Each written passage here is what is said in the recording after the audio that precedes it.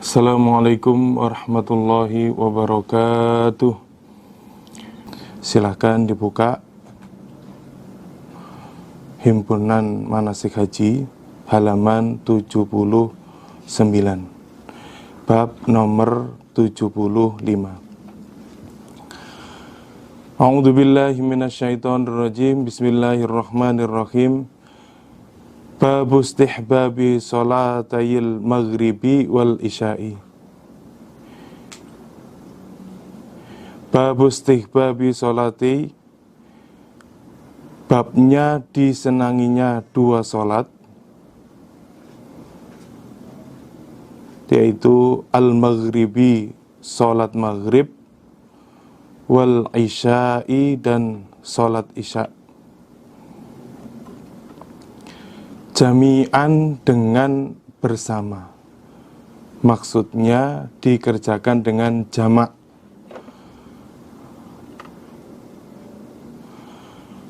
Bil Muzdalifati, di tanah Muzdalifah. Fi hadhil lailati, di dalam ini malam. Di hadis bawah ini akan menjelaskan disenanginya dua sholat, yaitu sholat maghrib dan isya, dikerjakan dengan cara jamak. Prakteknya ini jamak qashar, dikerjakan di waktu sholat isya, makanya dikatakan jamak takhir. Di tanah Muzdalifah pada tanggal 9 Dzulhijjah malam 10. Jadi prakteknya setelah selesai wukuf di Arafah pada siang hari sampai maghrib pada tanggal 9 Dzulhijjah, setelah itu menuju ke tanah Muzdalifah. Kalau perkiraan perjalanan kurang lebih 6 sampai 7 kilo jaraknya. Tapi kalau biasanya untuk orang-orang Indonesia yang mengikuti fasilitas dari pemerintah, itu kurang lebih sekitar 11 kiloan, kurang lebih. Jadi kalau ditempuh perjalanan kurang lebih 2 jam sampai 3 jam. Kalau berangkatnya itu setelah maghrib, setelah wukuf, sampai di Muzdalifah perkiraan jam 8:30 atau jam 9 malam. Jadi setelah datang di Muzdalifah, kemudian segera melaksanakan sholat maghrib dan isya dengan jamak takhir di qashar. Untuk mengerjakan sholat maghrib dan isya-nya di waktu isya, prakteknya di qashar. Sholat maghribnya tetap 3 rakaat, untuk sholat isya-nya di qashar menjadi 2 rakaat. Haddatsani Harmalatu ibnu Yahya akhbarana ibnu Wahbin akhbarani Yunus an ibnu Syihabin anna Ubaidallah, sesungguhnya Ubaidallah ibnu Abdullah bin Umar iku akhbarahu, mengkhabari siapa Ubaidullah hu pada Ibnu Syihab, anna abahu, sesungguhnya bapaknya Ubaidullah yaitu Abdullah bin Umar, iku qala, berkata siapa bapak,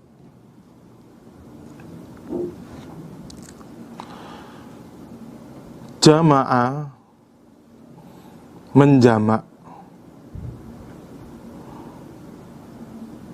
atau menggabungkan siapa Rasulullah Sallallahu Alaihi Wasallam bainal maghribi, di antara sholat maghrib, wal isya'i, dan sholat isya, bijam'in, di tanah jam'in, maksudnya di tanah Muzdalifah. Kenapa Muzdalifah itu juga dikatakan jam'in? Karena pada malam hari itu, pada tanggal 9 Dzulhijjah, malam 10, orang-orang yang melaksanakan haji, mereka berkumpul jadi satu di Muzdalifah.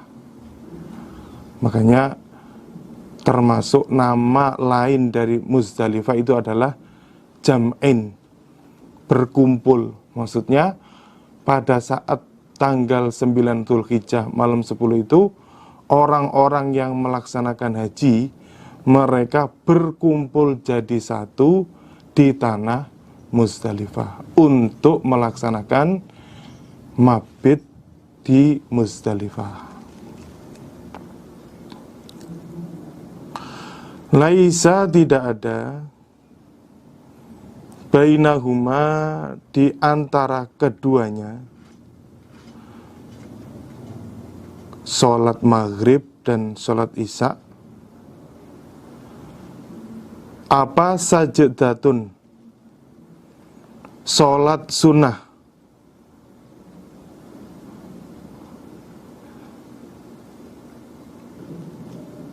wasalla, dan sholat siapa Nabi al-maghriba, pada sholat maghrib, salasa rokaatin, 3 rokaat, wasalla, dan sholat siapa Nabi al-isya'a, pada sholat isya, rokataini, 2 rokaat.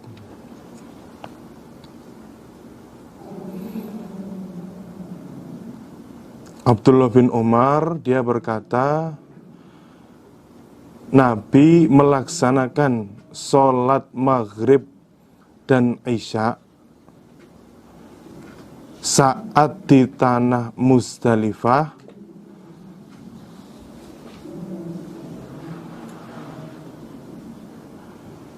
yang mana Nabi mengerjakan dengan jamak.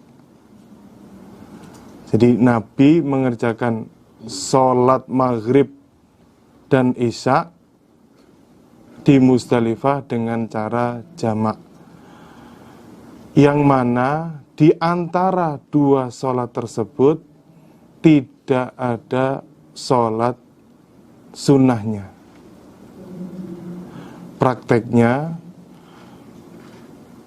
sunnahnya ketika mengerjakan sholat berjamaah diawali dengan azan dulu.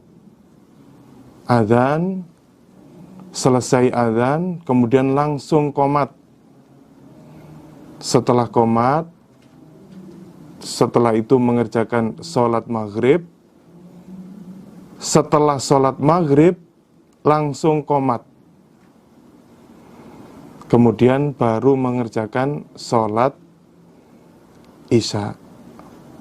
Jadi prakteknya itu 1 azan, 2 qomat. Azannya cukup saat akan melaksanakan sholat maghrib. Adapun qomatnya itu untuk sholat maghrib dan sholat isya. Dan adapun praktek Nabi mengerjakan sholat maghrib 3 rakaat dan sholat isya 2 rakaat.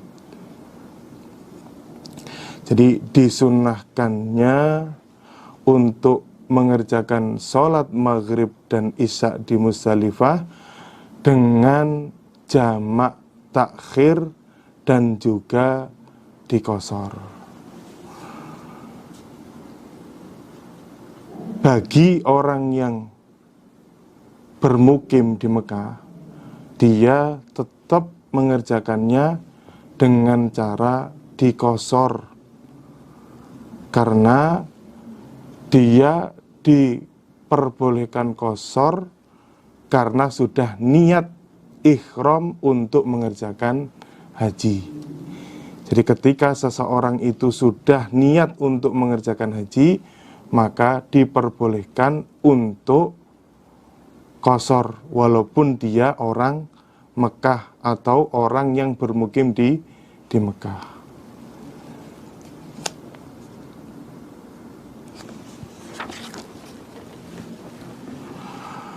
Babun bab min aina, dari mana, yaltaqitu, mengambil dia, maksudnya orang yang haji, al-haso, pada kerikil. Di hadis bawah ini akan menjelaskan di mana disunahkannya orang yang haji mengambil kerikil untuk melempar jumroh Aqobah. Jadi untuk melempar jumroh Aqobah yang disunahkan itu adalah kerikil, bukan batu besar. Karena walaupun mungkin saat kita akan melaksanakan atau saat melaksanakan haji itu banyak orang yang mengambil batu besar, tapi kalau dilihat dari hadisnya atau sunnahnya itu kurang pas. Yang benar mengambil kerikil sebesar seperti kerikilnya ketapel. Haddatsana Abdullah, haddatsani Abi, haddatsana Husaim, qala akhbarana Aunun an Ziyad bin Husainin an Abil Aliyah an Ibni Abbas, dari Ibni Abbas, qala berkata, li, kepadaku, siapa Rasulullah sallallahu alaihi wasallam, ghadata jam'in, pada paginya di tanah Jam'in, maksudnya di tanah Muzdalifah.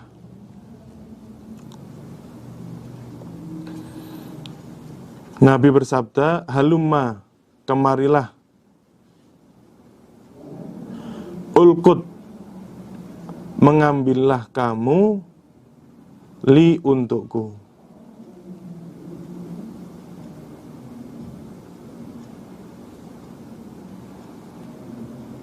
Jadi pada paginya di tanah Muzdalifah, itu berarti pada tanggal 10 sebelum berangkat menuju ke Mina untuk melempar jumroh, Nabi berkata kepada Ibnu Abbas, wahai Ibnu Abbas, kamu mengambillah kerikil untuk saya. Falaqattu, maka mengambil aku, lahu, untuk Nabi, khasoyatin, pada beberapa kerikil,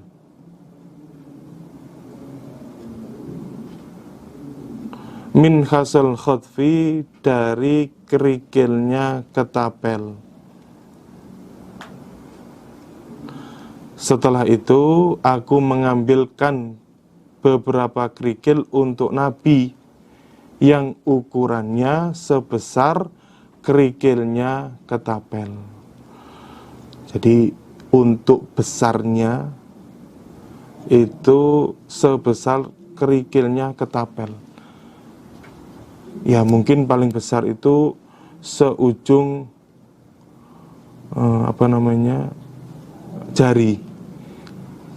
Jadi nggak terlalu besar.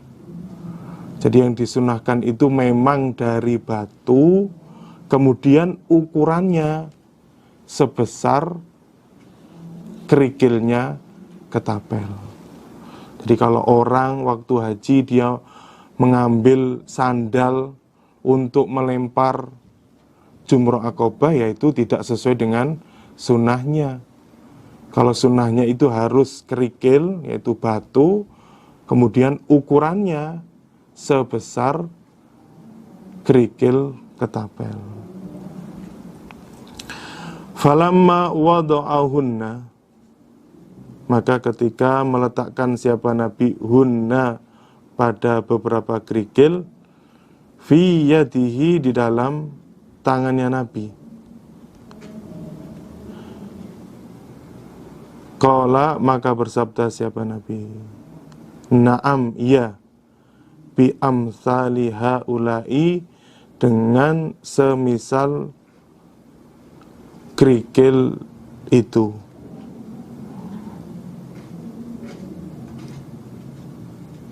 Jadi setelah Nabi diambilkan oleh Abdullah bin Abbas kerikil yang besarnya itu ukuran kerikil ketapel, Nabi langsung meletakkan di tangannya. Kemudian Nabi bersabda, ya seperti ini ukurannya yang akan dilempar untuk jumroh akobah.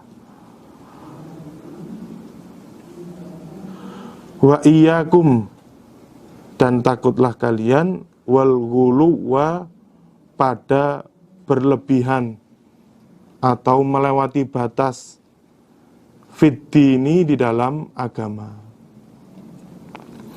Fa innama halaka, maka sesungguhnya rusak siapa man orang, karena ada dia, qablakum, sebelum kalian,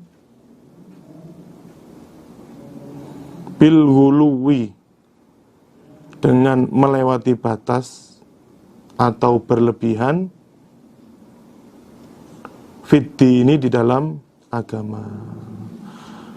Dan kalian takutlah pada melewati batas di dalam agama,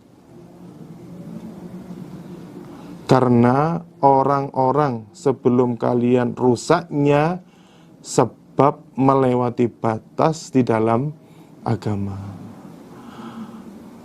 Ya, contohnya mungkin orang meminta rizki kepada orang yang sudah mati. Nah, itu termasuk hulu. Hulunya bersifat syirik.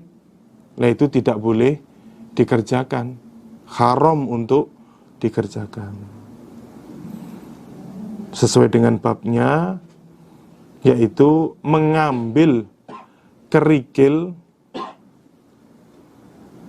untuk melempar jumroh pada paginya tanggal 10 Dzulhijjah di Muzdalifah. Jadi sunnahnya untuk mengambil kerikil itu di tanah Muzdalifah. Tapi umpama orang yang haji itu dia lupa untuk mengambil kerikil di Muzdalifah, maka dipersilahkan dia mengambil kerikil di mana saja. Apakah di situ, di daerah dekat Mina, di kawasan Aziziyah, atau mungkin ya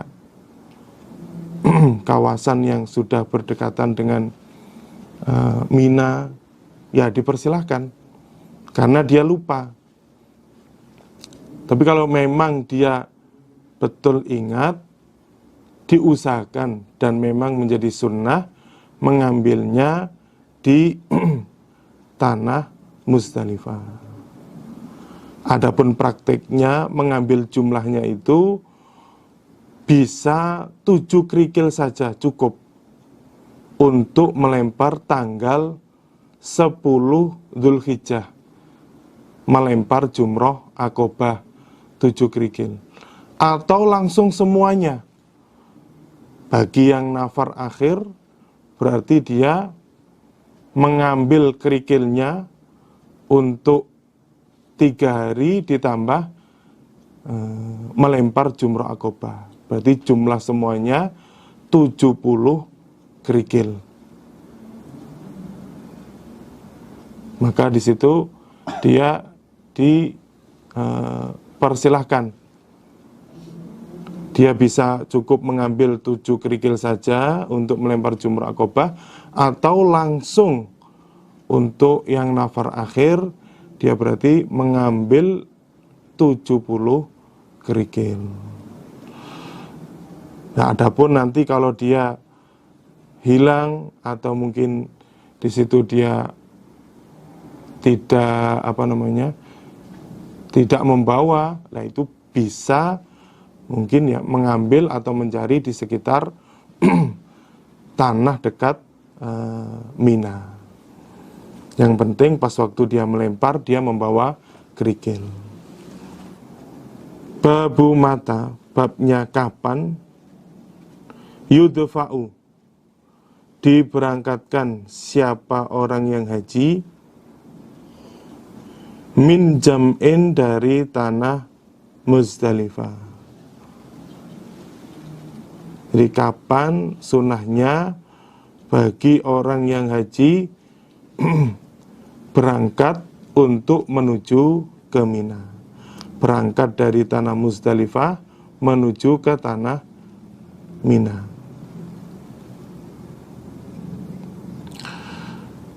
Haddatsana Hajjaj ibnu Minhal, haddatsana Syu'bah an Abi Ishaq, sami'tu, mendengar aku, Abi Ishaq, Amr ibn Maimun, pada Amr ibn Maimun, yaqulu, berkata dia,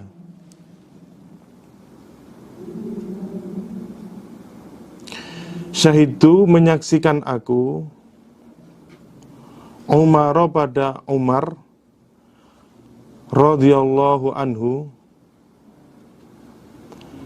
salat dia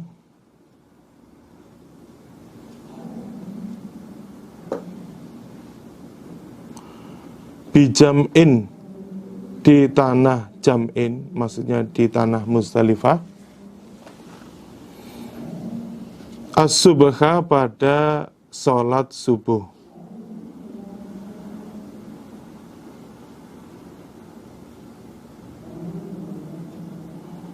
Tsumma waqafa, kemudian berdiri dia.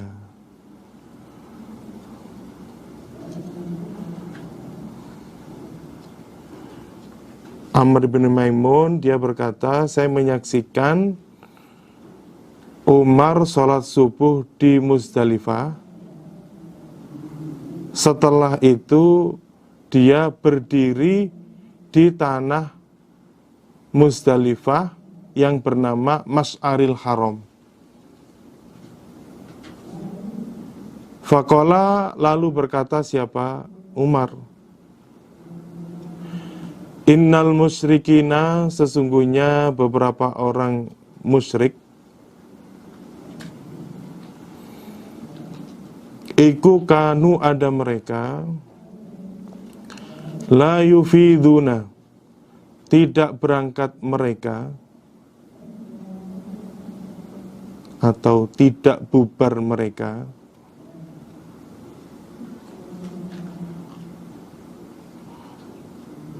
bubar untuk meninggalkan Muzdalifah,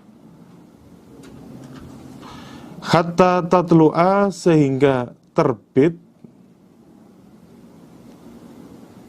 apa asyamsu, matahari. Kemudian Umar dia berkata, sesungguhnya orang-orang musyrik, mereka yang mengerjakan haji, mereka tidak bubar dari tanah Muzdalifah sehingga matahari itu sudah terbit. Jadi kalau sebelum terbitnya matahari, mereka tidak akan pergi meninggalkan tanah Muzdalifah. Wa yaqulu, dan Wa yaquluna, dan berkata mereka, orang-orang musyrik, asyrik, bersirnarlah kamu, Thabiru, wahai gunung Thabir.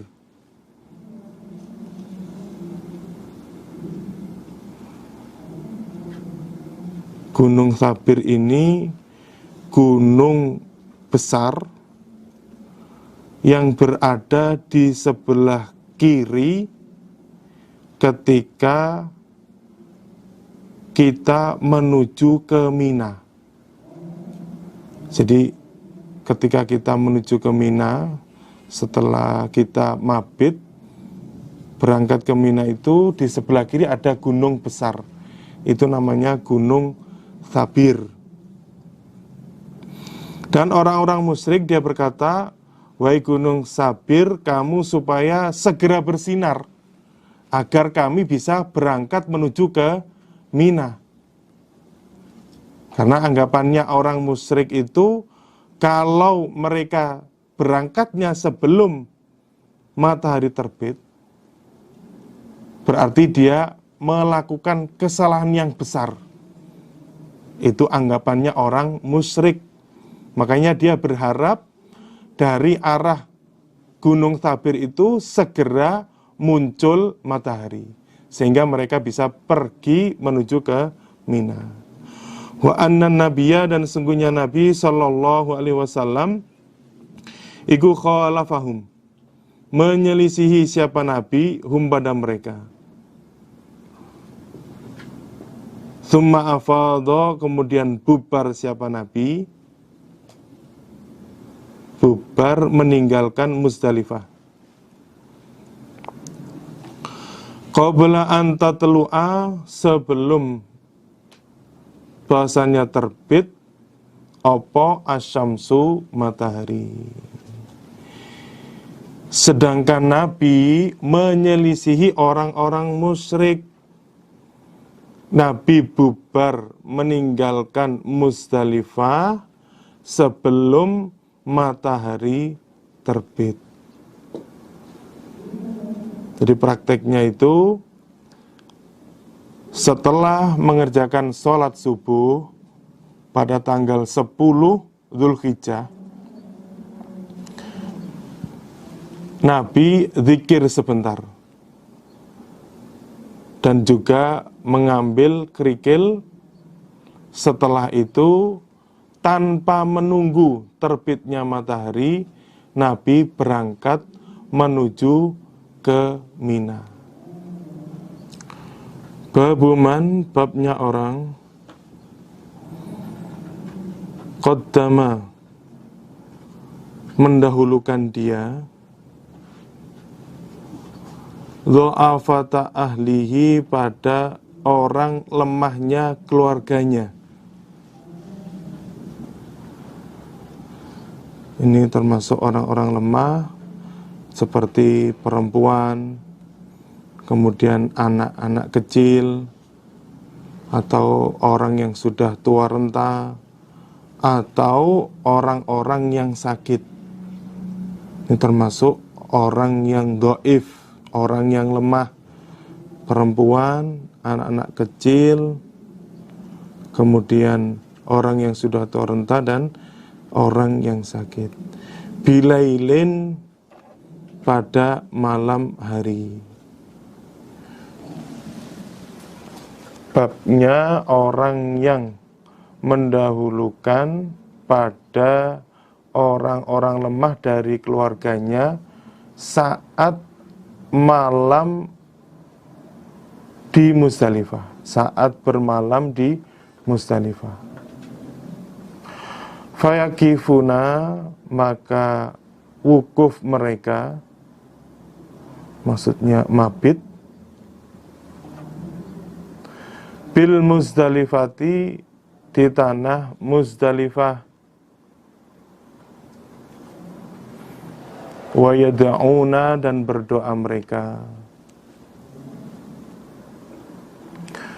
wa yuqaddimu, dan memberangkatkan dia, atau mendahulukan dia, idza ghaba, ketika pergi atau hilang, apa al-qamaru, rembulan.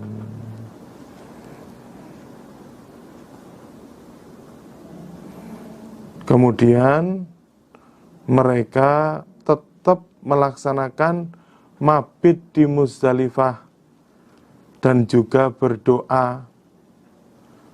Adapun mereka diberangkatkan ketika rembulan sudah hilang. Jadi prakteknya itu sepertiga malam yang akhir sebelum subuh. Mereka boleh meninggalkan tanah Muzdalifah menuju ke Mina. Jadi orang-orang yang lemah diberi rukhsah, diberi kemurahan oleh Nabi, meninggalkan tanah Muzdalifah sebelum subuh.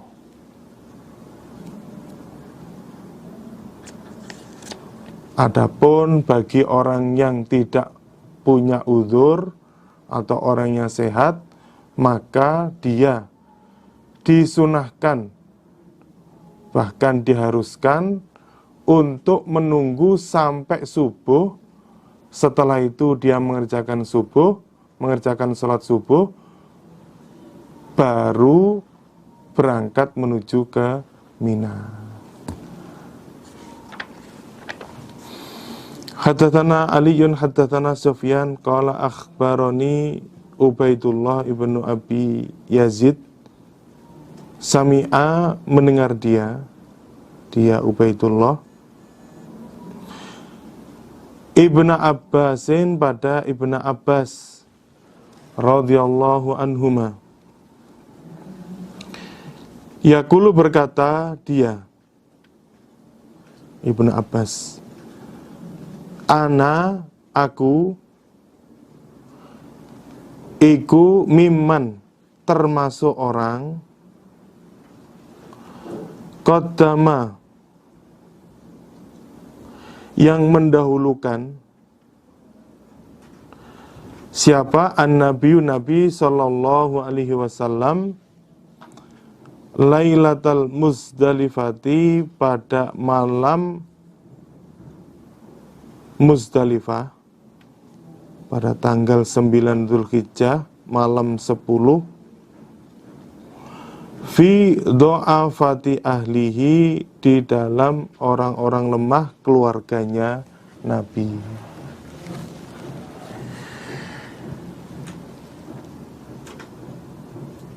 Ubaidullah ibn Abi Yazid, dia mendengar dari Ibnu Abbas, yang mana Ibnu Abbas berkata, saya termasuk orang yang didahulukan oleh Nabi waktu bermalam di tanah Muzdalifah.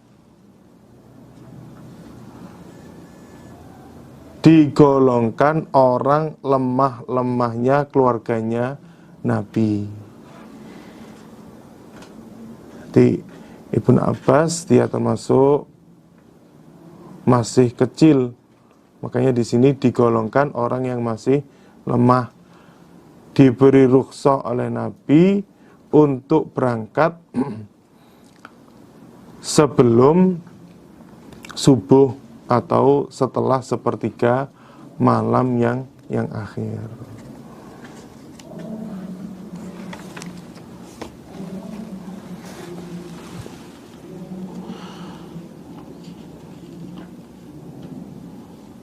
Haddatsana Musaddad an Yahya an Ibnu Jurayjin qala haddatsani Abdullah,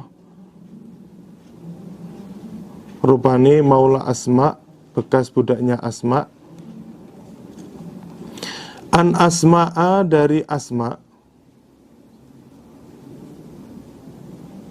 annaha, sesungguhnya Asma,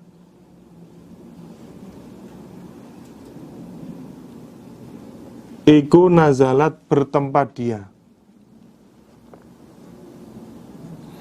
Lailata jam'in pada malamnya tanah Muzdalifah, berada di tanah Muzdalifah.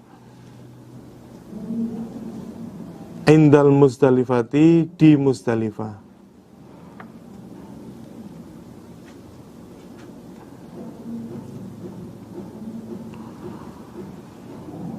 Faqomat maka berdiri dia, tusolli sholat dia, fasollat lalu sholat dia, saatan sesaat.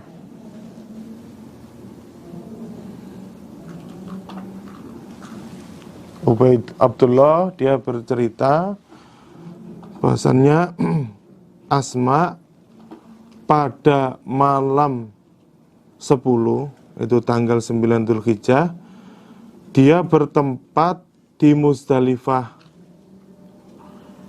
Kemudian dia berdiri untuk melaksanakan sholat malam, dan dia mengerjakannya sesaat, beberapa waktu. Summa qalat, kemudian berkata dia, ya bunayya, wahai anakku, hal apakah ghoba telah hilang, apa al-qamaru rembulan. Setelah Asma mengerjakan sholat, kemudian dia bertanya kepada Abdullah, wahai anakku, apakah rembulan sudah hilang? Apakah sudah tidak kelihatan lagi rembulan?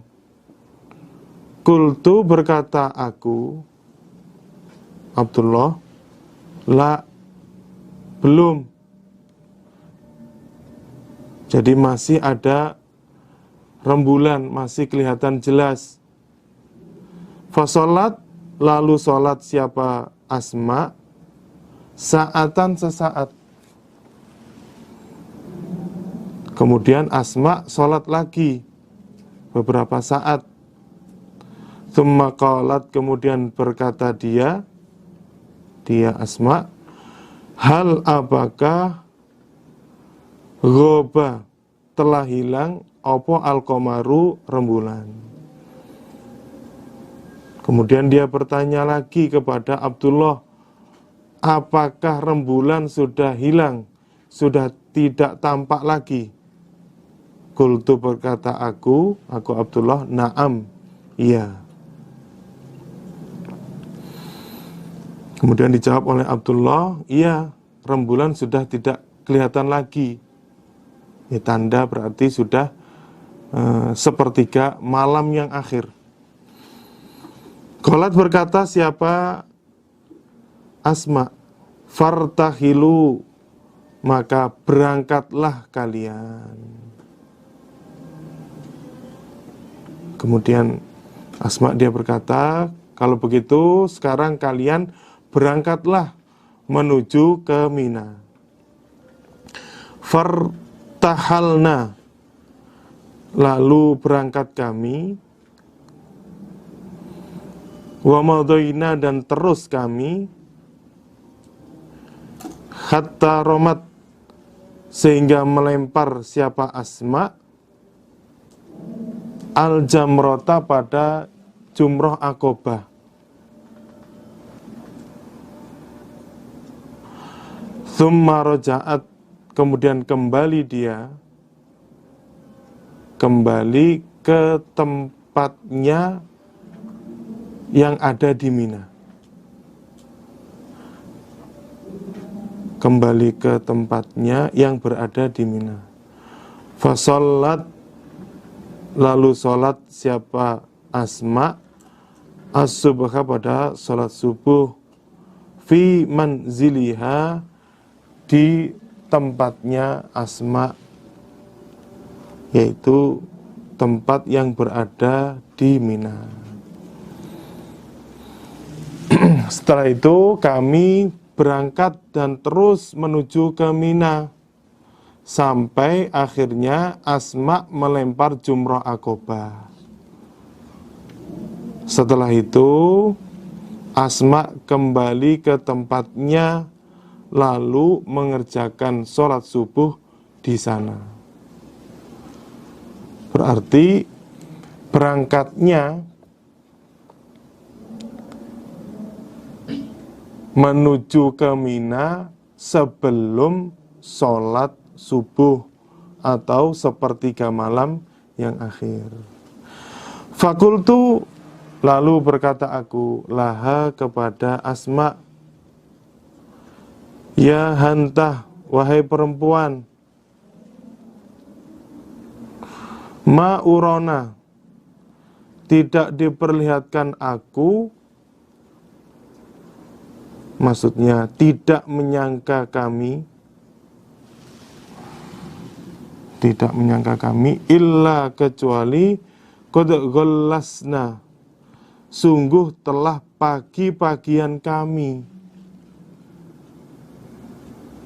Kemudian Abdullah dia berkata, wahai Asma, persangkaan saya kita berangkat menuju ke Mina ini terlalu pagi, tidak sesuai dengan waktu yang telah ditentukan oleh Nabi,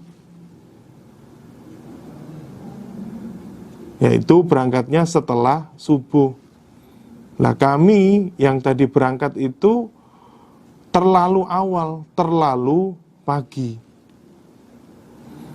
Qalat, berkata siapa? Asma, ya bunayya, wahai anakku, inna Rasulullah, sesungguhnya Rasulullah sallallahu alaihi wasallam, adzina, iku adzina, memberi izin siapa Nabi, lidzu'uni, kepada perempuan. Kemudian oleh Asma dijawab, wahai anakku, Nabi telah memberi izin kepada perempuan berangkatnya lebih awal ketika rembulan sudah hilang, kemudian berangkat ke Mina untuk melempar jumrah Aqobah. Jadi untuk orang-orang yang lemah, mabitnya oleh Nabi diberi rukhsah sampai sepertiga malam yang akhir atau sebelum subuh. Itu bagi orang-orang yang lemah seperti perempuan, anak kecil, orang yang sudah tua renta, ataupun orang yang sakit. Adapun orang yang di situ tidak mempunyai uzur dan dia sehat, maka untuk berangkat ke Minanya dia setelah melaksanakan sholat subuh. Tidak seperti orang-orang yang lemah atau orang-orang yang mempunyai uzur. Haddatsana Muhammad ibnu Katsirin akhbarana Sufyan qala haddatsani Salamah ibnu Kuhailin anil Hasani al-Urani an Ibnu Abbas, dari Ibnu Abbas. Qala, berkata siapa? Ibnu Abbas. Qaddamana, mendahulukan kepada kami siapa? Rasulullah sallallahu alaihi wasallam Lailatul Muzdalifati, pada malam Muzdalifah, pada tanggal 9 Dzulhijjah, malam 10.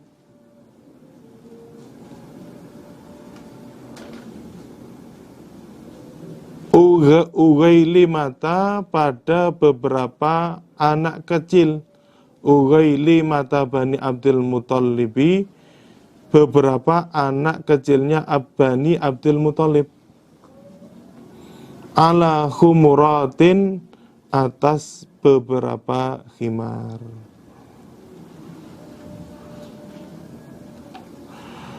Faja'ala, lalu menjadikan siapa Nabi, yaltahu, memukul pelan siapa Nabi, afkhadana, pada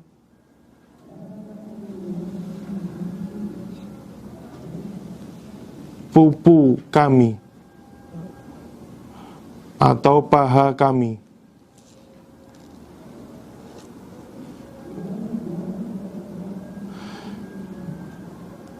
Ibn Abbas dia berkata,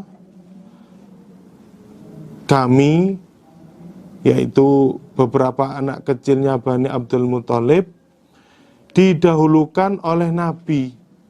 Saat itu kami naik beberapa khimar dan Nabi memukul pada paha-paha kami. Wa yaqulu, dan bersabda siapa Nabi, Ubainiyah, wahai anak-anakku, anak-anak kecilku, la tarmu, jangan melempar kalian al-jamrota, pada jumroh Aqobah, hatta tatlu'a, sehingga terbit apa asyamsu, matahari. Kemudian Nabi bersabda, wahai anak-anak kecilku, kalian jangan melempar jumroh Aqobah sampai matahari itu terbit. Jadi disunahkannya untuk melempar jumroh pada waktu matahari sudah terbit, yaitu pada waktu duha. Qala, berkata siapa? Abu Dawud. Al-lathu, dari kalimat yaltahu, al-lathu itu ad-darbu, pukulan, al-layyinu, yang pelan.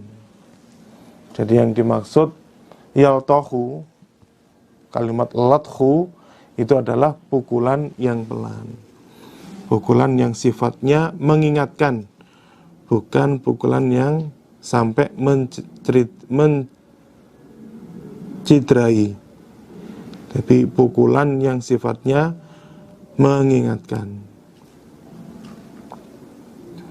Jadi dari beberapa hadis ini bisa kita ambil kesimpulan bahwa mabitnya orang-orang yang mempunyai uzur atau orang-orang yang lemah oleh Nabi diberi rukhsah sampai sebelum subuh. Kemudian bagi orang-orang yang kuat, maka dia untuk mabitnya sampai subuh,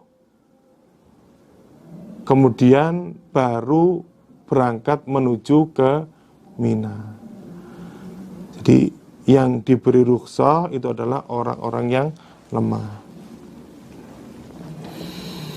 Babul idhoi, babnya cepat-cepat atau jalan cepat, fi wadi muhassirin, di dalam jurang muhassir, jurang yang berada di antara Muzdalifah dan Mina. Kalau dalam riwayat lain itu karena disiksanya pasukan gajahnya Abroha di daerah Wadi Muhassir. Makanya di sini disunahkannya untuk jalan cepat saat di Wadi Muhassir. Akhbarana Ibrahim ibnu Muhammad qala haddatsana Yahya an Sufyan an Abi Zubairi an Jabirin, dari Jabir, anna Nabiyya, sesungguhnya Nabi sallallahu alaihi wasallam, audha'a, cepat-cepat siapa Nabi fi wadi Mukhassirin, di dalam wadi Mukhassir atau jurang Mukhassir. Sesungguhnya Nabi jalan cepat saat berada di jurang Mukhassir. Jurang Mukhassir itu di antara Musdalifah dan Mina. Ya, ketika seseorang melewati di situ, orang yang mengerjakan haji, maka disunahkan untuk cepat-cepat. Babu bayani waktu istighbabir ramyi, babnya keterangan waktu disenanginya melempar jumroh. Itu maksudnya melempar jumroh Aqobah ataupun jumroh pada tanggal 11, 12, dan 13.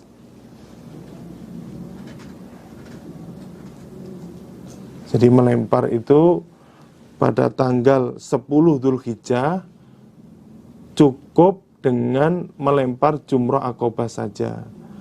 Kemudian tanggal 11 itu melempar jumroh ula, wusta, dan Aqobah. Begitu pula tanggal 12 dan 13. Wa haddatsana Abu Bakar ibn Abi Syaibah, haddatsana Abu Khalidin Al-Ahmaru wa Ibnu Idris an Ibni Jurayjin an Abi Zubair an Jabirin, dari Jabir, qala berkata siapa Jabir, Roma melempar siapa Rasulullah sallallahu alaihi wasallam al-jamrota pada jumroh. Ini maksudnya jumroh Aqobah. Yauman nahri, pada harinya menyembelih, pada tanggal 10 Dzulhijjah. Duhan, pada waktu duha. Wa amma ba'du, dan adapun setelah itu, setelah tanggal 10, berarti tanggal 11, 12, dan 13, fa'idha zalat, maka ketika telah tergelincir, opo asyamsu, matahari. Jabir dia berkata, Nabi melempar jumroh Aqobah pada tanggal 10 Dzulhijjah pada waktu duha.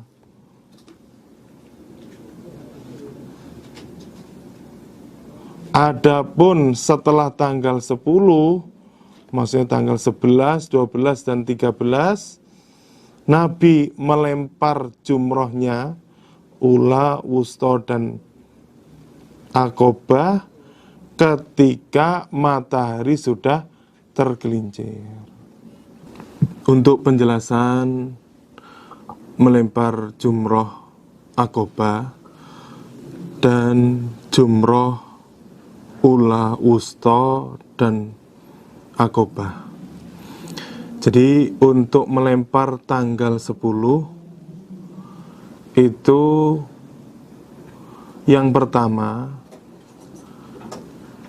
diperbolehkan melempar sebelum subuh bagi orang-orang yang lemah. Tadi sudah dijelaskan, bagi perempuan, bagi anak-anak kecil, orang yang sudah tua, dan orang yang sakit, itu diperbolehkan untuk melempar sebelum subuh. Kemudian waktul mustahab, waktu yang disenangi sesuai yang dikerjakan oleh Nabi pada waktu duha. Jadi yang kedua, waktul mustahab, waktu yang disenangi, melempar jumrah akobah pada waktu duha. Kemudian yang ketiga, ada namanya waktul jawaz, waktu yang diperbolehkan untuk melempar jumroh akobah. Batasannya setelah matahari tergelincir sampai sebelum maghrib. Itu namanya waktul jawaz, waktu yang diperbolehkan untuk melempar jumroh akobah. Kemudian yang nomor 4, yang terakhir, al-qadha, nyauri. Prakteknya itu setelah maghrib. Jadi ketika orang itu menjumpai melempar jumrah akobahnya setelah maghrib, maka dihukumi qadha, dihukumi nyauri, dan melempar jumrah akobahnya itu sah. Seperti orang yang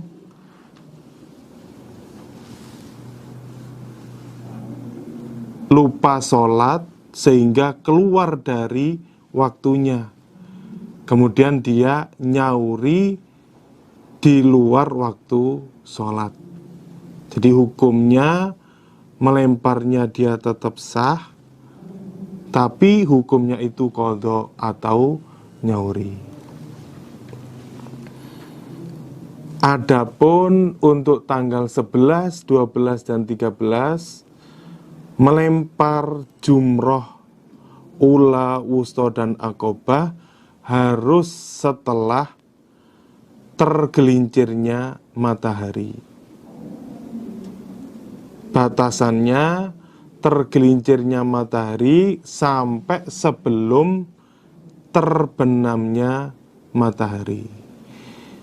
Atau mungkin setelah sholat duhur sampai sebelum maghrib. Kalaupun dia melempar setelah maghrib, maka hukum melemparnya dia itu qadha, yaitu nyauri, dan hukumnya tetap sah. Adapun kalau dia melempar sebelum tergelincirnya matahari, hukumnya tidak boleh.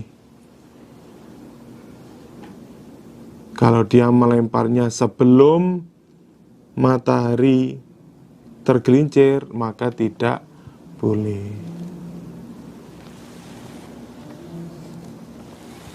Bagi orang yang tidak mampu, boleh dia mewakilkan melempar jumroh kepada orang lain.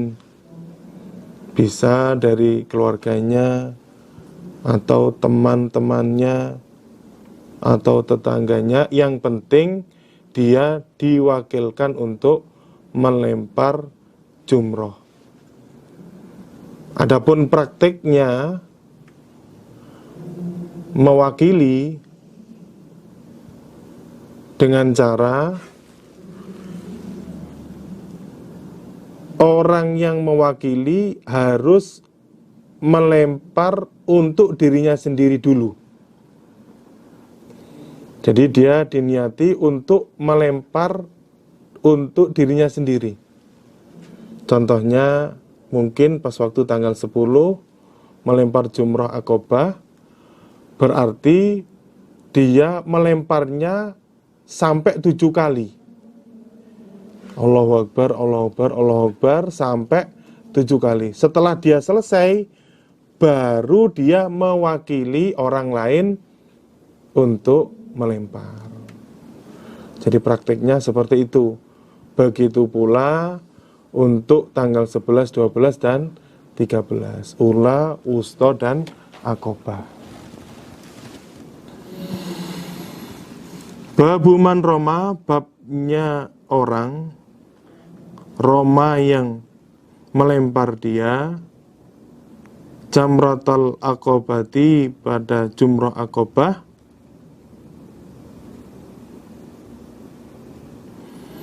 faja'ala lalu menjadikan dia al-baita Baitullah atau Mekah an yasarihi dari sebelah kirinya. Hadis di bawah ini menjelaskan orang yang melempar jumrah Aqobah maka dia menjadikan posisi Mekah atau Baitullah di sebelah kiri dan Mina berada di sebelah kanan. Ini termasuk sunnah untuk melempar jumrah Aqobah. Karena kalau kita melihat jumrah yang sekarang itu ada jalan di sebelah kiri dan sebelah kanan. Yang sesuai dengan hadisnya ini, maka kita mengambil jalur yang sebelah kiri. Ketika kita mengambil jalur yang sebelah kiri, maka kita bisa menjadikan Mekah itu di arah kiri kita, kemudian Mina itu di sebelah kanan kita. Itu sunnahnya yang dikerjakan oleh Nabi. Kalau di situ orang sudah masuk di jalur kanan, kemudian dia melempar jumrah Aqobah, jumrah Aqobahnya tetap sah, tapi tidak sesuai dengan apa yang dikerjakan oleh Nabi. Jadi lemparan atau melempar jumrahnya dia itu tetap sah, tapi untuk caranya itu tidak sesuai dengan tuntunan dari Nabi. Haddatsana Adam, haddatsana Syu'bah, haddatsana Al-Hakam an Ibrahim an Abdurrahman ibn Yazid annahu sesungguhnya Abdurrahman iku haji dia ma'a ibni Mas'udin bersama ibni Mas'ud, itu Abdullah bin Mas'ud radhiyallahu anhu. Fara'ahu lalu melihat siapa Abdurrahman pada ibnu Mas'ud, yarmi melempar dia al-jamratal kubra pada jumrah kubra, maksudnya jumrah Aqobah, bisa hasoyatin dengan 7 kerikil. Faja'ala lalu menjadikan siapa ibnu Mas'ud al-baita Baitullah atau Mekah an yasarihi dari sebelah kirinya, wa minan dan Mina an yaminihi dari kanannya dia. Abdurrahman bin Yazid dia haji bersama Abdullah bin Mas'ud.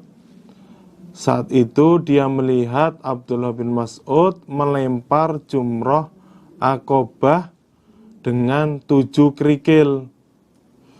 Dan keadaannya Abdullah bin Mas'ud menjadikan Baitullah atau Mekah di sebelah kiri dan Mina berada di sebelah kanannya. Tsumma kemudian berkata dia, hadza ini iku maqamul ladzi tempatnya berdirinya orang, unzilat alladzi, maksudnya Nabi Muhammad, unzilat yang diturunkan, alaihi atas Nabi Muhammad, apa suratul Baqarah, surat Al-Baqarah. Kemudian Abdullah bin Mas'ud dia berkata, tempat ini adalah tempat berdirinya orang yang diberi surat Al-Baqarah.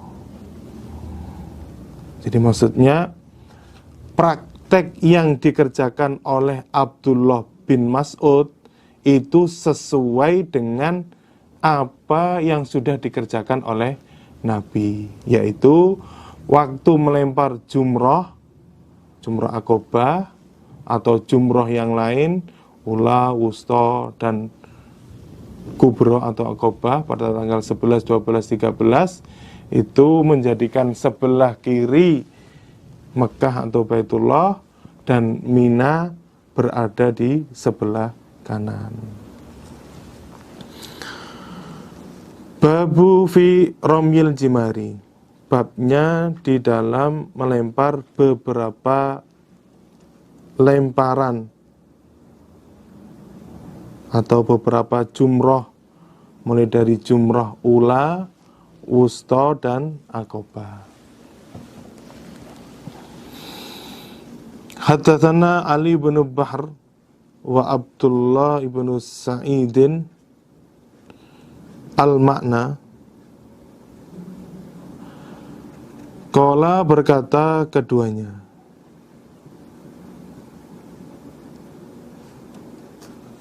itu kalimatnya bukan abdallahi, tapi yang benar wa abdullahi. Jadi abdullah diganti wa abdullahi ibnu Sa'idin, yang aslinya fathah diganti dhammah. Qala, berkata keduanya, haddatsana Abu Khalidin al-Ahmar an Muhammad bin Ishaq an Abdurrahman ibn al-Qasim an abihi, dari bapaknya Abdurrahman, itu Qasim, an Aisyah, dari Aisyah radhiyallahu anha, qalat, berkata siapa Aisyah,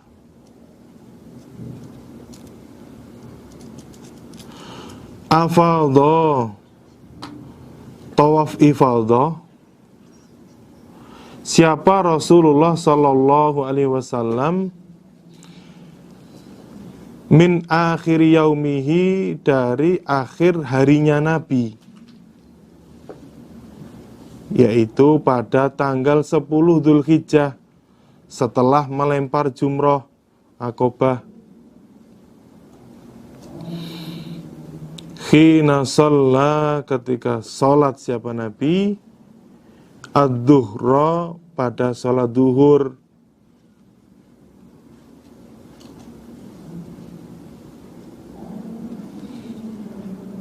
Tsumma roja'a, kemudian kembali siapa Nabi, ila Mina, ke Mina.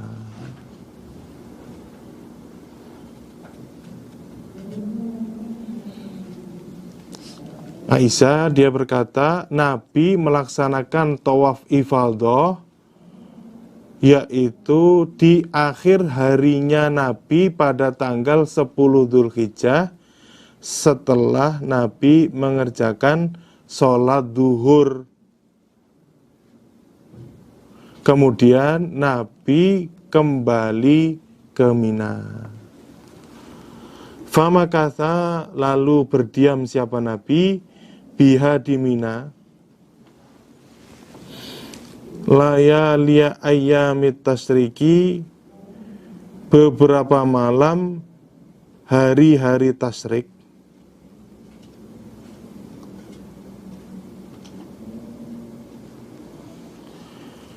Kemudian Nabi berdiam atau mabit di Mina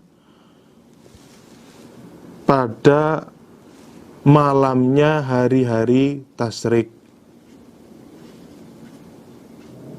Kalau dalam riwayat lain itu Nabi mengambil nafar akhir sampai pada tanggal 13 Dzulhijjah. Yarmi melempar siapa Nabi? Al-jamrota pada jumroh. Ini maksudnya jumroh ula, wusta, dan akobah. Idza zalat, ketika tergelincir apa asyamsu, matahari.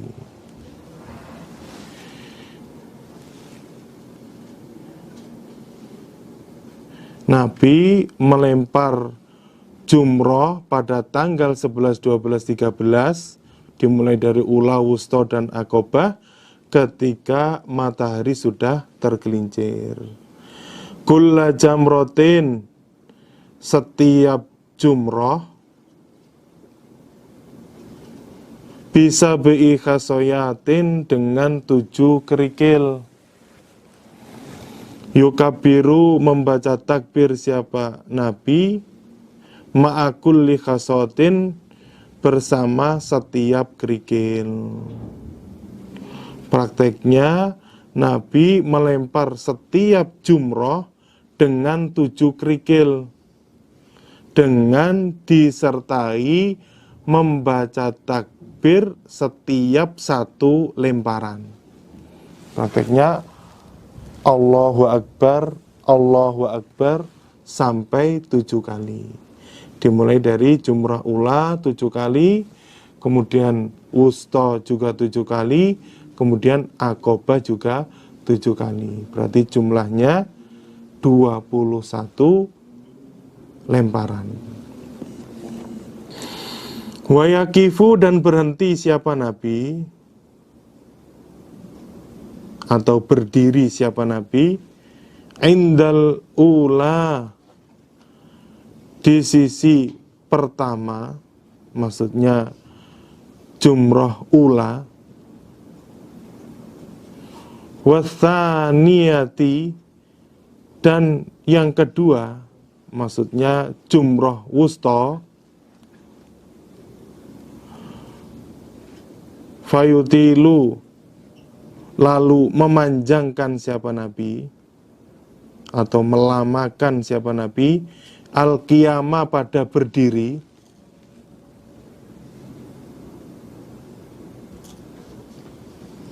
wa yatadarra'u, dan memohon siapa Nabi.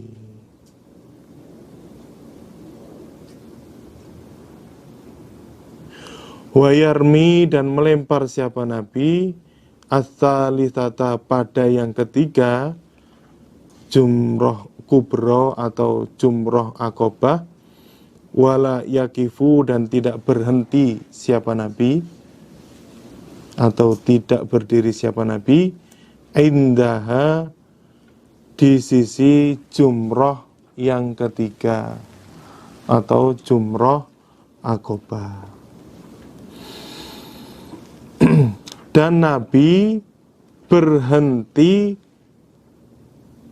di jumroh ula maupun jumroh wusta setelah melempar.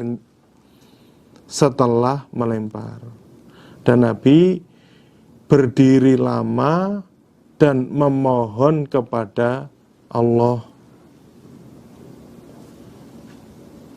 Dan Nabi melempar jumroh yang ketiga atau jumroh akobah, dan Nabi tidak berhenti di jumroh tersebut. Sesuai dengan babnya, itu melempar jumroh tanggal 11, 12, dan 13 itu setelah matahari tergelincir. Kemudian disunnahkan juga ketika selesai melempar jumrah ula dan jumrah wusta untuk berdiri dan berdoa menghadap ke kiblat. Jadi sunnahnya itu setelah melempar jumroh pertama 7 kali, setelah itu minggir. Kemudian diusahakan bisa menghadap ke kiblat dan berdoa saat itu juga. Karena termasuk doa mustajab saat setelah melempar jumroh ula. Begitu pula setelah melempar jumroh wusta. Minggir, kemudian menghadap ke kiblat dan berdoa kepada Allah. Kemudian saat di jumroh akobah tidak disunahkan untuk berdiri dan berdoa, tapi di situ langsung meninggalkan jumroh akobah. Babul halqi, babnya mencukur gundul, wattaqsiri dan mencukur biasa. Bagi orang yang haji maupun umroh, maka harus mencukur, bisa mencukur gundul atau mencukur biasa.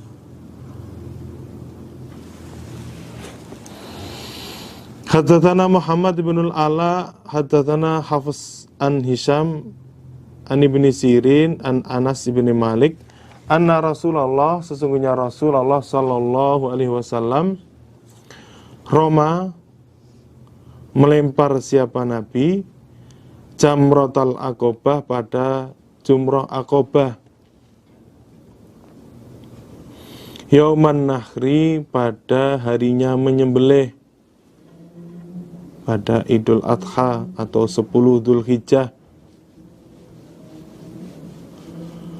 Tsumma roja'a, kemudian kembali siapa Nabi ila manzilihi pada atau ke tempatnya Nabi. Ila manzilihi ke tempatnya Nabi. Biminan di Mina. Nabi melempar jumrah akobah pada hari menyembelih atau tanggal 10 Dzulhijjah. Setelah Nabi selesai melempar, Nabi kembali ke tempatnya yang berada di Mina. Fada'a, maka memanggil siapa Nabi atau meminta siapa Nabi bidhibhin, pada hewan sembelihan.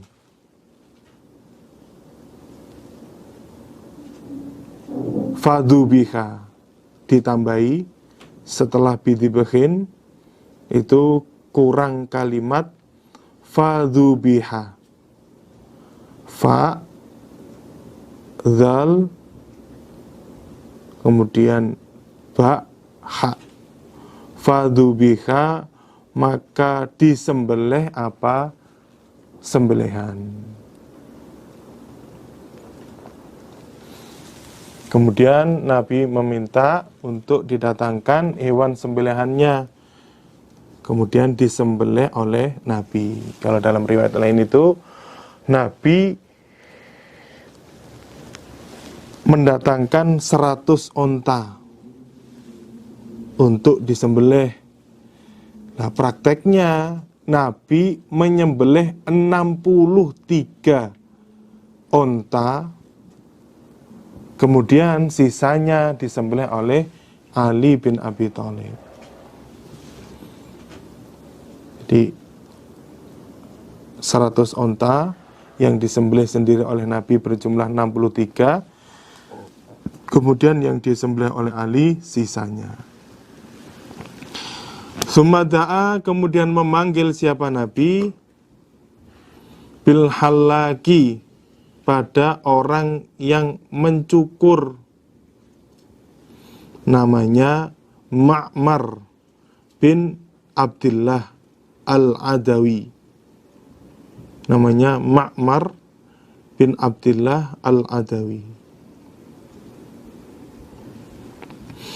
Fa'akhoda, maka mengambil dia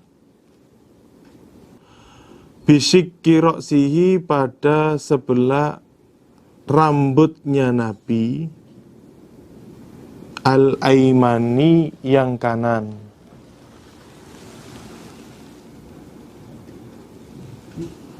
Fahalaqahu, maka mencukur siapa halak hu, pada Nabi.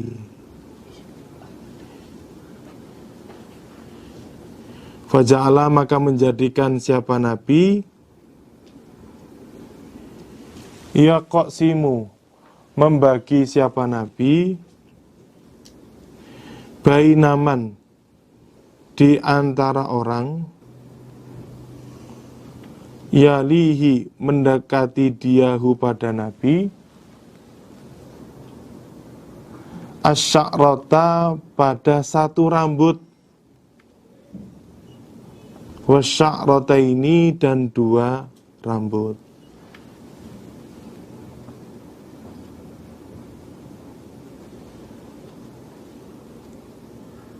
Tsumma akhadha, kemudian mengambil siapa halak bisyikki ro'sihi, pada sebelah rambutnya Nabi, al-aisari, yang kiri. Fahallaqahu, maka memotong siapa halak hu, pada Nabi.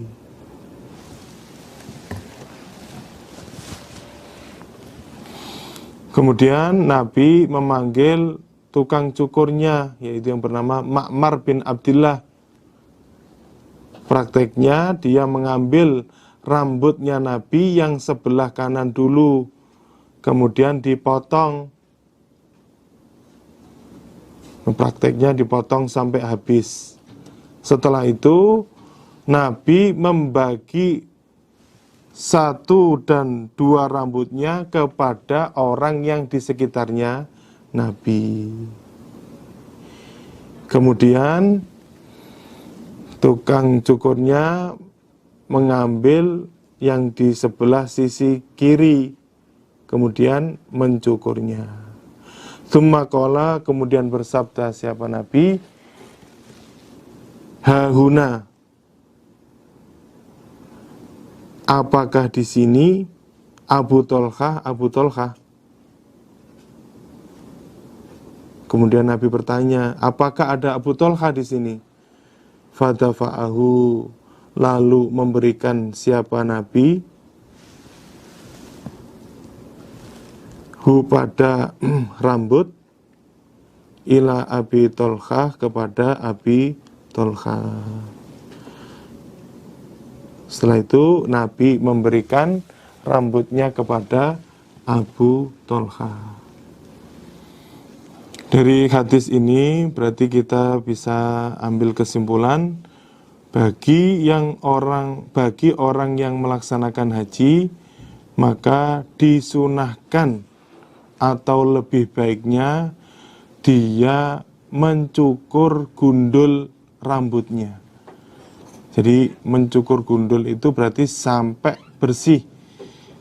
Kalau prakteknya itu dengan cara disilet atau pakai pisau kecil, sehingga rambutnya itu benar-benar bisa kepotong sampai bersih. Jadi bagi orang yang melaksanakan haji disunahkan yaitu memotong habis rambutnya atau memotong gundul rambutnya seperti yang dikerjakan oleh Nabi. Haddatsana Ayyash ibnul Walid, haddatsana Muhammad ibnu Fudail, haddatsana Umarah ibnul Qa'qa' an Abi Zur'ah an Abi Hurairah, dari Abi Hurairah radhiyallahu anhu. Qala, berkata siapa Abu Hurairah, qala, bersabda siapa Rasulullah sallallahu alaihi wasallam, Allahumma ya Allah, ighfir, semoga mengampuni engkau, lil muhallikina, bagi orang-orang yang cukur gundul. Qalu berkata mereka para sahabat, walil muqassirin, dan bagi beberapa orang yang cukur biasa. Nabi bersabda, ya Allah, semoga engkau mengampuni dosa-dosanya orang yang cukur gundul selesai haji maupun umrah. Kemudian para sahabat, wahai Nabi, semoga engkau juga mendoakan ampunan bagi orang-orang yang cukur biasa. Qala bersabda siapa Nabi, Allahumma ya Allah, ighfir, semoga mengampuni engkau lil mukhallikina, bagi beberapa orang yang cukur gundul. Qalu berkata mereka sahabat, walil muqassirina, dan bagi beberapa orang yang cukur biasa.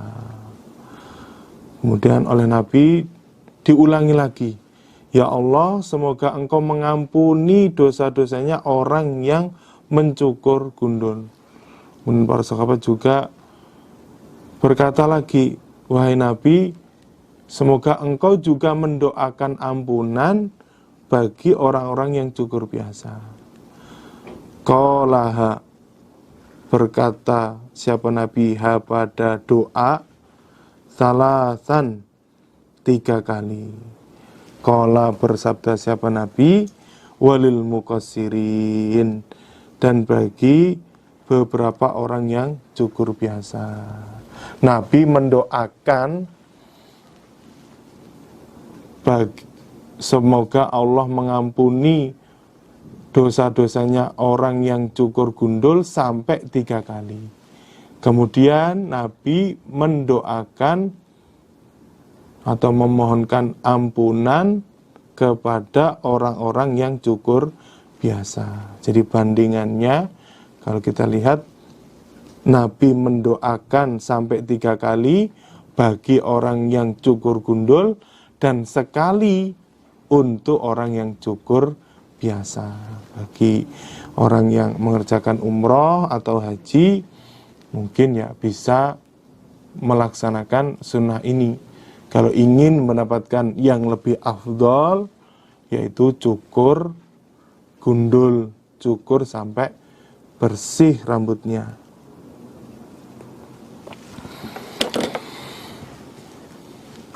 Babuma, babnya apa-apa, yahillu, yang halal apa ma, atau yang boleh apa ma, lil muhrimi, bagi orang yang berikhram, ba'da romyil jimari, setelah melempar jumroh, itu maksudnya setelah melempar jumroh Aqobah. Jadi babnya yang menerangkan bolehnya bagi orang yang berikhram setelah melempar jumroh Aqobah. Dalam praktek atau amalan tanggal 10 Dzulhijjah itu ada urutannya sesuai dengan sunnahnya Nabi. Yang pertama,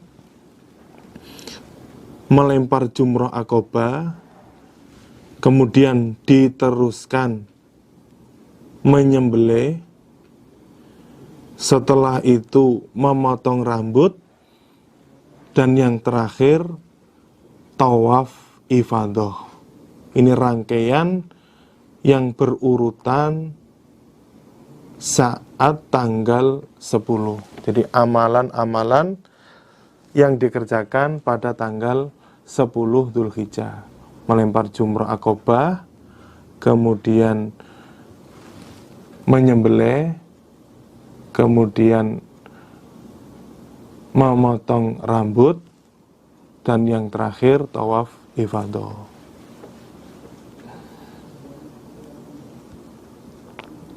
Kalau dalam prakteknya itu, ketika seseorang mengerjakan 2 dari 3 pekerjaan, maka dia sudah dikatakan tahallul awal. Jadi ketika dia sudah mengerjakan pekerjaan dari 3 pekerjaan, dia berarti sudah melempar jumroh akobah dan juga memotong rambut, maka dia dikatakan tahallul awal. Kemudian kalau dia ingin sampai tahallul tsani, dia harus mengerjakan tawaf ifadah dulu. Akhbarana Amr ibn Aliyin qol haddatsana Yahya qol haddatsana Sufyan an Salamah ibn Kuhailin anil Hasan al-Urani an ibn Abbas qala, berkata siapa? Ibn Abbas, idza roma, ketika telah melempar siapa orang yang haji al-jamrata pada jumroh akobah, faqad halla, maka sungguh telah halal, lahu untuknya, apa kullu syai'in, segala sesuatu, dari larangan-larangan berikhram, illa, kecuali an-nisa'u, perempuan, kecuali menjima istri. Maka ini dikatakan tahallul awal. Ibn Abbas dia berkata, ketika seseorang itu sudah melempar jumrah akobah, maka boleh bagi dia untuk mengerjakan segala sesuatu dari larangan berikhram, kecuali menjima istrinya. Maka ini dikatakan tahallul awal. Dia boleh memakai baju biasa bagi yang laki-laki. Dia boleh memakai topi. Kemudian dia boleh memotong kuku atau rambutnya. Dan dia boleh memakai minyak wangi. Kila dikatakan wattibu, dan minyak wangi.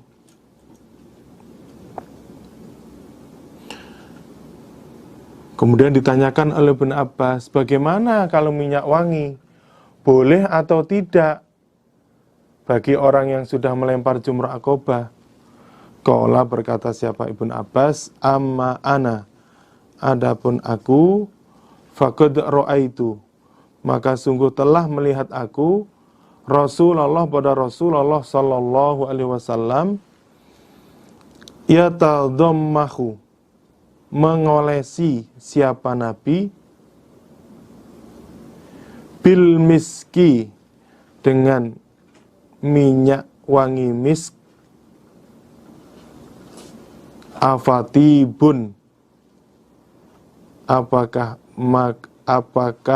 maka minyak wangi, huwa, adapun tib. Kemudian oleh Ibn Abbas dijawab, aku sendiri telah melihat Nabi mengolesi dengan minyak misk. Apakah minyak misk itu bukan termasuk minyak wangi? Ya, jawabannya itu minyak wangi. Berarti orang yang sudah melempar jumrah akobah, dia sudah termasuk tahallul awal. Makanya dia boleh memakai minyak wangi.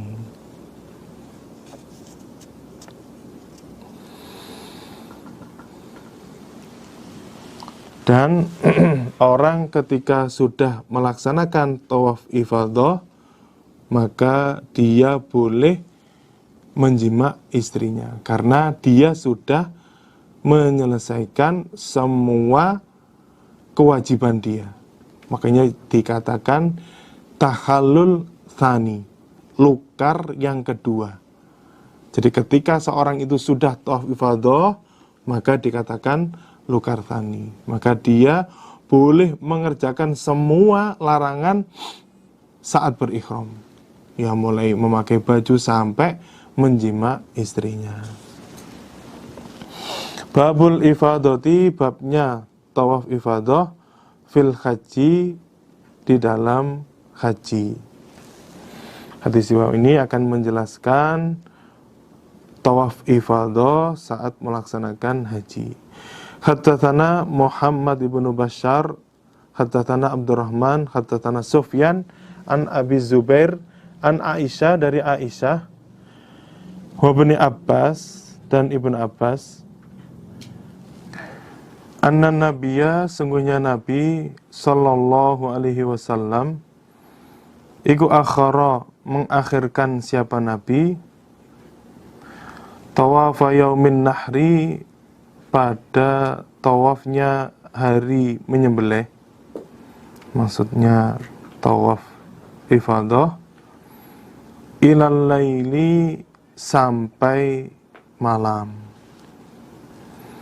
Diriwayatkan dari Aisyah dan Ibnu Abbas, Nabi mengakhirkan tawaf ifadah sampai malam hari. Jadi memang prakteknya, sunnahnya untuk melaksanakan tawaf ifadah setelah mengerjakan cukur gundul atau cukur biasa, kemudian langsung menuju ke Masjidil Haram untuk melaksanakan tawaf ifadah. Adapun bagi yang tidak mampu, diperbolehkan untuk mengakhirkan sampai malam, dan juga boleh dia mengakhirkan sampai dia mampu.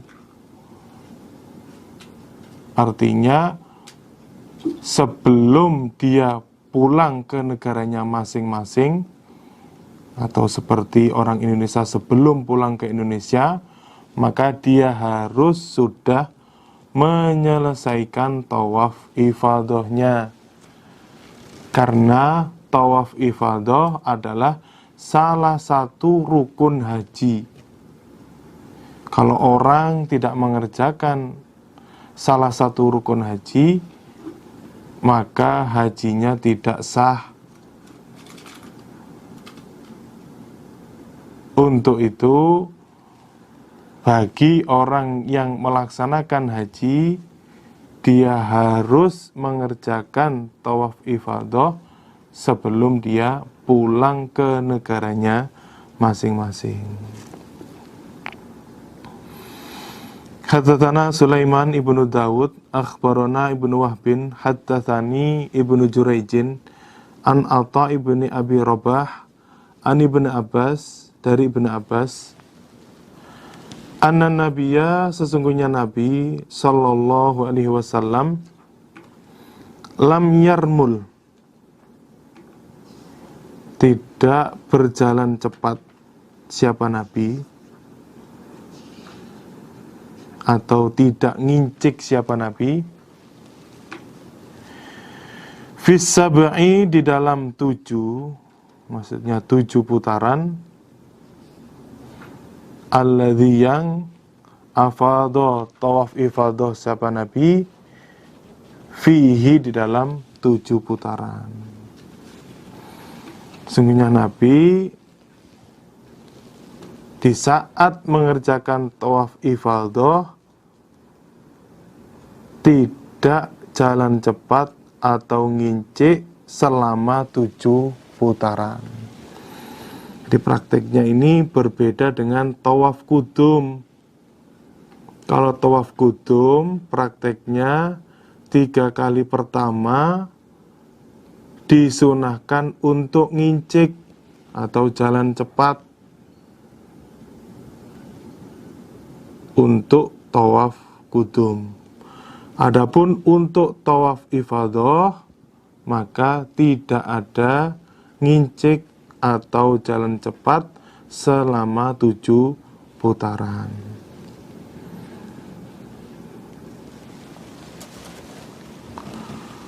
Babu wujubil mabiti, babnya wajibnya mabit bimina, di tanah Mina, layaliya ayyamit tasyrik, beberapa malam hari-hari tasyrik, mulai tanggal 10 malam, 11 malam, dan 12 malam. Itu bagi yang nafar akhir. Untuk nafar awal cukup tanggal 10 malam, kemudian 11 malam. Setelah itu tanggal 12-nya dia harus meninggalkan Mina sebelum maghrib. Itu bagi yang nafar awal.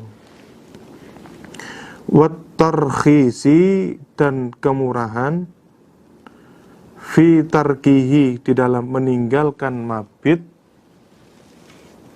di Mina, li ahli siqayati, untuk orang-orang yang memberi minum. Maksudnya memberi minum kepada orang yang haji.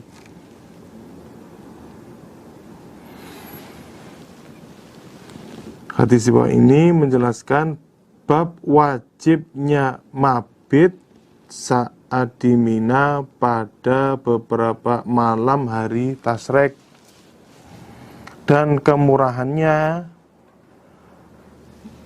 untuk tidak mabit bagi orang-orang yang memberi minum orang-orang yang haji.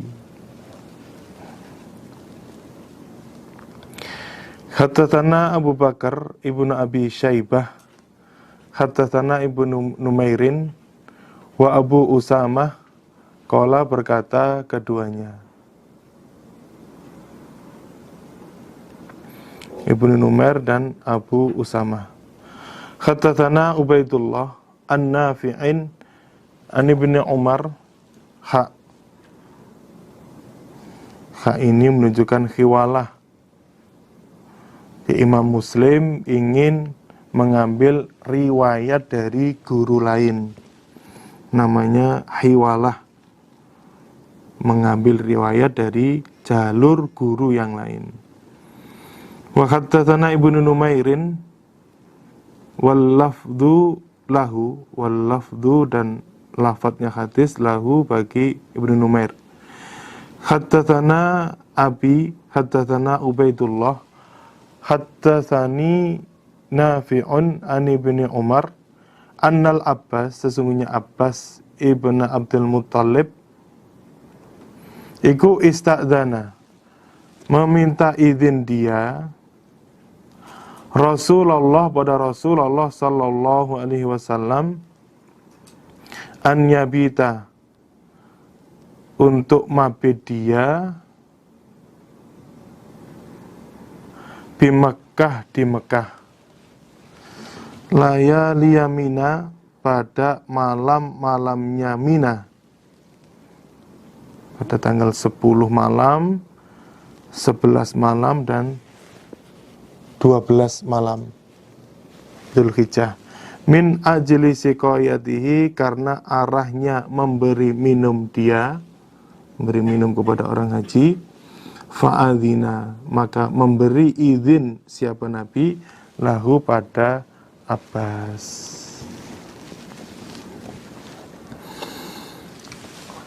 Sesungguhnya Abbas bin Abdul Muttalib, dia minta izin kepada Nabi untuk mabit di Mekah saat malam-malamnya Mina. Jadi pada tanggal 10 malam, 11 malam, dan 12, dia minta izin untuk mabit di Mekah, tidak mabit di Mina. Alasannya karena dia memberi minum kepada orang yang melaksanakan haji. Akhirnya Nabi memberi izin. Jadi hukum orang yang mabit di Mina itu adalah wajib. Ketika seseorang meninggalkan mabit di Mina dengan tidak ada uzur, maka dia harus membayar dam. Maka dia harus membayar dam karena dia telah meninggalkan kewajiban haji. Tapi kalau di situ dia punya uzur seperti dalam hadis ini, maka dia tidak terkena dam atau tidak wajib untuk membayar dam. Makanya di sini bagi orang yang mempunyai uzur diberi kemurahan oleh Nabi. Insya Allah demikian yang bisa kami sampaikan. Ada kurang lebihnya kami minta maaf yang sebesar-besarnya. Atas perhatiannya kami syukuri. Alhamdulillah, jazakumullah khairan. Akhirul kalam, wassalamualaikum warahmatullahi wabarakatuh.